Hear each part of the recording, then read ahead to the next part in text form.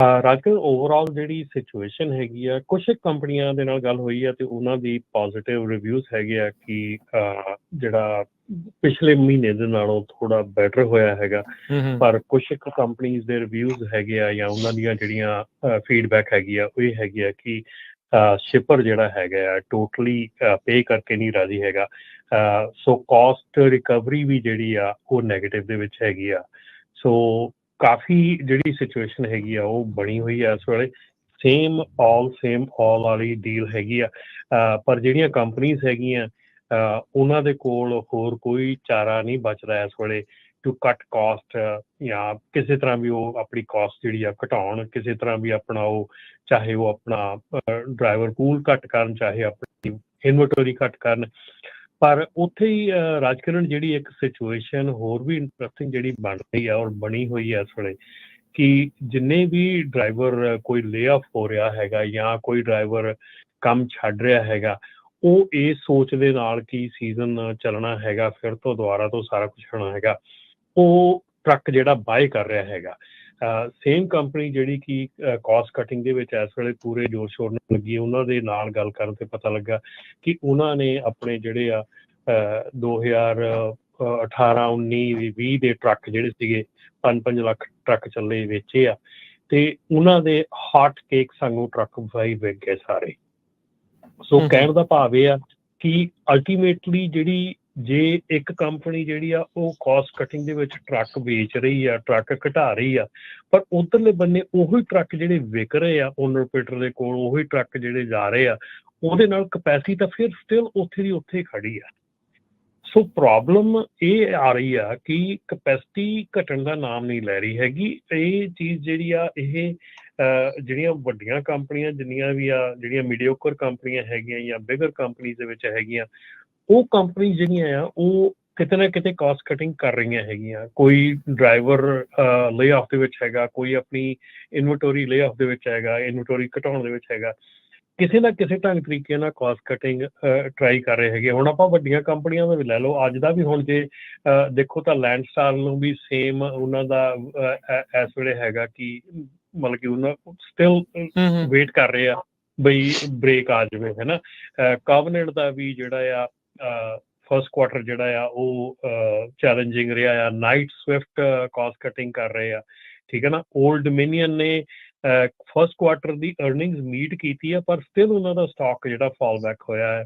ਹਾਰਟਲੈਂਡ ਜਿਹੜੀ ਆ strong, very strong trucking company ਸੀ, ਉਹਨਾਂ ਦਾ ਜਿਹੜਾ ਫਸਟ ਕੁਆਟਰ ਹੈਗਾ ਉਹ ਬੈਡ ਹੈਗਾ।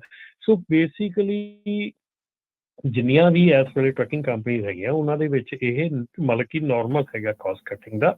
ਔਰ ਕਾਸਟ ਕਟਿੰਗ ਹੀ ਜਿਹੜੀ ਆ ਉਹ ਇੱਕ ਤਰੀਕਾ ਹੈਗਾ ਟੂ ਸਰਵਾਈਵ ਕਰਨ ਦਾ ਔਰ ਸਟੇ ਅਬਵ ਦਾ ਵਾਟਰ ਕਿ ਕਾਸਟ ਕੱਟ, ਹੈ ਨਾ। ਹੋਰ ਤਾਂ ਹੁਣ ਜਿਹੜਾ ਸ਼ਿਪਰ ਹੈਗਾ, ਸ਼ਿਪਰ ਇਸ ਵੇਲੇ ਜਿਹੜੀ ਕਹਾਣੀ ਬਣੀ ਹੈ ਨਾ, ਜਿਹੜੀ ਹੁਣ ਆਪਾਂ ਲਰਨ ਕਰ ਰਹੇ ਹਾਂ ਕਿ ਜਿਹੜੀ ਆਪਾਂ ਪਿੱਛੇ ਆਪਾਂ ਇੱਕ ਦੋ ਵਾਰੀ ਇਹ ਵੀ ਗੱਲ ਕੀਤੀ ਸੀ ਵੀ ਜਿੱਥੇ ਟਰੱਕਿੰਗ ਕੰਪਨੀਆਂ ਦੇ ਵਿੱਚ ਵਾਧਾ ਹੋਇਆ, ਬਹੁਤ ਜ਼ਿਆਦੀਆਂ ਟਰੱਕਿੰਗ ਕੰਪਨੀਆਂ ਖੁੱਲੀਆਂ, ਉੱਥੇ ਬ੍ਰੋਕਰੇਜ ਵੀ ਬਹੁਤ ਜ਼ਿਆਦੀਆਂ ਖੁੱਲੀਆਂ ਹੈਗੀਆਂ, ਠੀਕ ਹੈ ਨਾ।